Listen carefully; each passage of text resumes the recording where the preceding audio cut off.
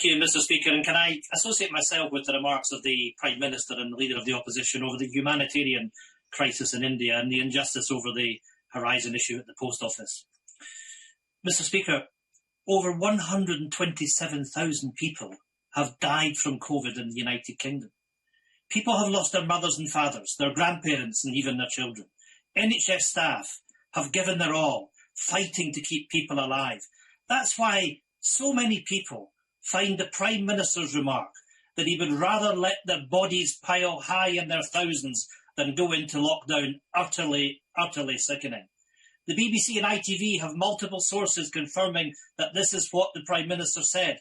People are willing to go under oath, Mr Speaker, confirming that the Prime Minister said these exact words, under oath, Mr Speaker. Now, parliamentary rules stop me from saying that the Prime Minister has repeatedly lied to the public over the last week. But can I ask the question, are you a liar, Prime Minister?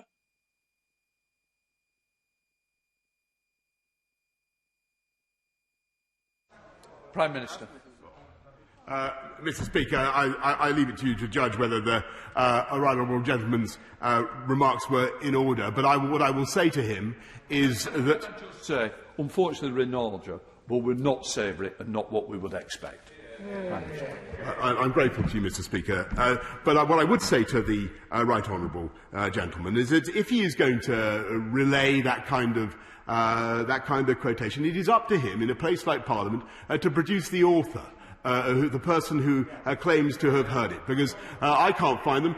He says that they're willing to go on oath. Perhaps they're sitting somewhere in this building. I rather doubt it, because I didn't say those words. What I do believe is that a lockdown is a miserable, miserable thing. And I did everything I could to try to protect the British public throughout the pandemic, to protect them from lockdowns, but also to protect them from disease. And he's right to draw attention to the wretched toll that COVID has brought. And we grieve. I know the whole House grieves for every family that has lost a loved one. It has been a horrendous time. But it is thanks to that lockdown and the vaccine rollout, combined with the vaccine rollout, that we're making the progress we are. And I may say we're making progress across the whole of the United Kingdom.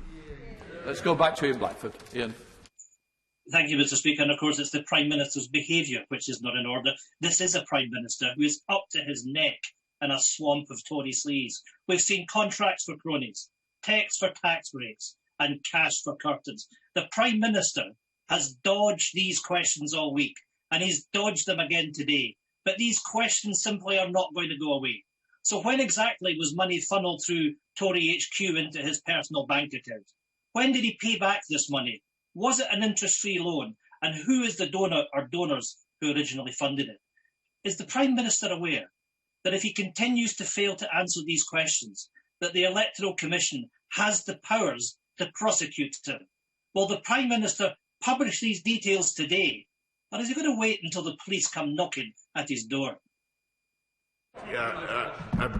Mr Speaker, as I've said, I look forward to what the Electoral Commission has to say, but I can tell him that for the rest of it, he's talking complete nonsense. And the only thing I will say is that it is thanks to our investment in policing that we're going to have another 20,000 more officers on the streets of our country, and that is a fantastic thing. And we will be making sure that gets through to Scotland as well. What we want to see is a Scottish nationalist government stop obsessing about breaking up our country, which is all they can think about and talk about tackling crime and using that investment to fight crime, which is, I think, what the people of Scotland want to see.